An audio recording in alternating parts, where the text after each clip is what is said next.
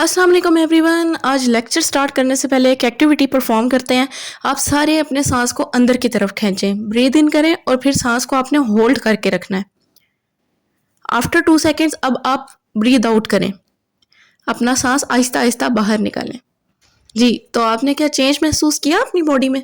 जब आपने breathe in किया था और सांस को होल्ड करके रखा था तो क्या हुआ था? आपको अपनी बॉडी में एक प्रेशर फील हुआ होगा। ये प्रेशर आपको क्यों फील हुआ? देन आपने ब्रीद आउट किया तो आपकी बॉडी रिलैक्स हो गई। और ऐसा क्यों हुआ? और इस सारे प्रोसेस के बाद भी आपको एक फ्रेशनेस फील हुई। इस प्रोसेस को जो हम ब्रीद इन करते हैं इनहेल और ब्रीद आउट को एक्सहेल कहते हैं। और इस प्रोसेस को ब्रीदिंग कहते हैं, जिसे एक्सप्लेन करने के लिए हमारा रेस्पिरेटरी सिस्टम पढ़ना बहुत ज़रूरी है।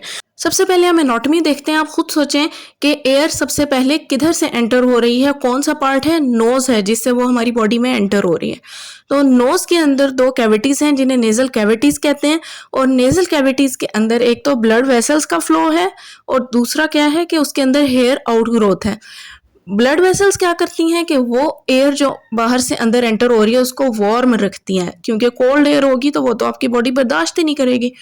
और जो हेयर आउटग्रोथ है वो क्या करते हैं? वो सीलिया लाइक छोटे छोटे से हेयर्स हैं जो कि डस्ट पार्टिकल्स जो एयर के अंदर आते हैं उनको वहीं पे ट्रैप कर लेते हैं।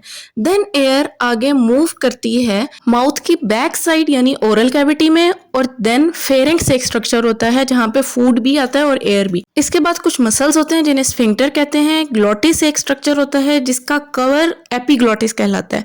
उसके थ्रू एयर एंटर हो जाती है ट्रेकिया में थ्रू अ स्ट्रक्चर जिसे लेरेंक्स या फिर वॉइस बॉक्स कहते हैं, क्योंकि इसके अंदर वोकल कॉर्ड्स मौजूद होते हैं जिनसे वॉइस प्रोड्यूस होती है। ट्रेकिया में एयर जाती है और फूड एंटर होता है इसी के पैरेलल इसोफेगस में, जो हमने डाइजेस्टिव सिस्टम में पढ़ा था। तो अब समझ आ गई आपको कि एयर का पैसेज अलग है, फूड का पैसेज अलग है। थ्रू ट्रेकिया ये एयर ये पास ऑन करती है इनटू द लंग्स। अब लंग्स के अंदर ट्रेकिया की समझें कि ब्रांचेस ओपन हो रही होती हैं, और ट्रेकिया की ब्रांचेस इस तरह है जिस तरह ट्री होता है कोई। मेन ब्रांचेस को ब्रोंकस या ब्रोंकियाई कहते हैं, जो सब डिवाइड होके आगे एक स्ट्रक्चर में कंटिन्यू करते हैं जिनको एल्वियोलाई कहा जाता है। ये अंगूर के गुच्छे की तरह से दिखते हैं और इनकी स्टडी हम फिजियोलॉजी में फर्दर करेंगे। सबसे इम्पॉर्टेंट ऑर्गन लंग्स हैं इस सिस्टम का, जो राइट साइड पे भी हैं और लेफ्ट साइड पे भी हैं। लेफ्ट लंग्स को comparatively smaller in size consider किया जाता है due to the presence of heart. अब लंग्स में देखें कि ट्रेकिया की फर्दर ब्रांचेस हैं ब्रोंकियोल्स, और जिनके अंदर एल्वियोलाई मौजूद हैं जो आगे फर्दर एल्वियोलाई में कंटिन्यू करते हैं। ये लंग्स ये प्रोटेक्टेड होते हैं इनटू अवर रिब्स। हमारे स्केलेटन में रिब्स मौजूद है, हमारी पसलियां मौजूद हैं। रिब केज के अंदर ये लंग्स अल्लाह ताला ने प्रोटेक्ट किए होते हैं। ये बिल्कुल ऐसे ही है जिस तरह कोई पिंजरा हो जिसमें हमारे लंग्स प्रोटेक्टेड हों, इसीलिए इसको रिब केज का नाम दिया जाता है। इस रिब केज में जो मसल्स मौजूद हैं उन्हें इंटरकोस्टल मसल्स कहते हैं, और लंग्स के नीचे एक डोम शेप स्ट्रक्चर मौजूद होता है जिसको डायाफ्राम कहते हैं। ये एब्डोमेन की अपर बॉडी के साथ एक पार्टीशन भी कंसीडर की जाती है। फिजियोलॉजी की बात करें तो नोज से एयर एंटर होती है, नेजल कैविटी में डस्ट पार्टिकल्स ट्रैप हो जाते हैं, then it goes into the pharynx.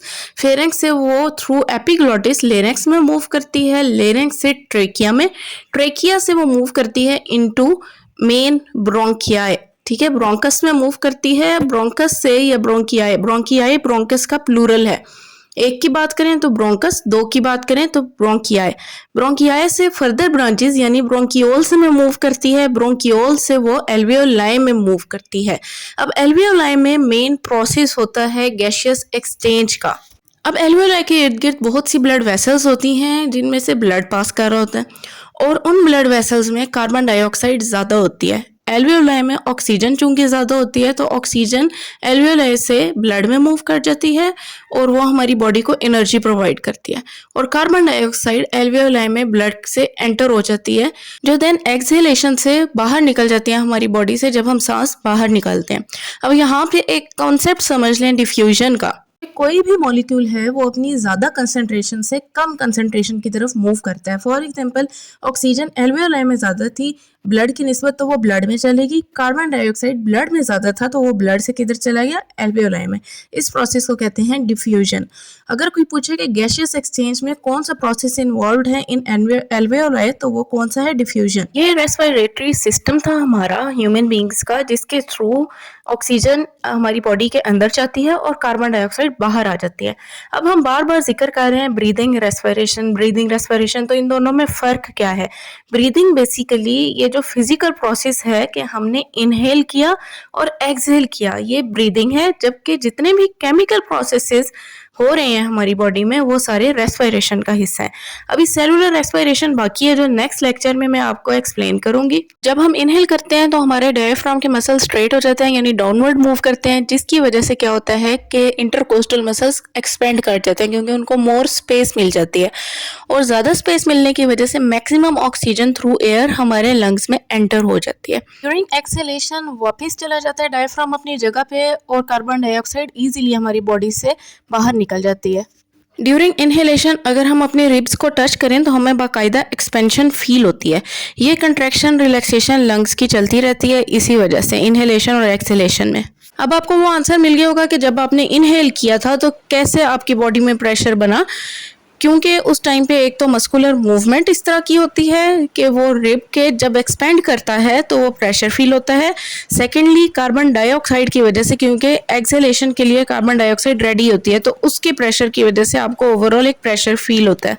Disease किस तरह से रेस्पिरेटरी सिस्टम को इफेक्ट करती हैं। फॉर एग्जांपल कोरोना रिसेंटली आया था, ये वार्निंग्स आ गई थी कि घर पे रहें, क्वारंटीन करें, तो ये सब क्या था, इसकी डिटेल हम इंशाल्लाह नेक्स्ट लेक्चर में पढ़ेंगे। Stay tuned.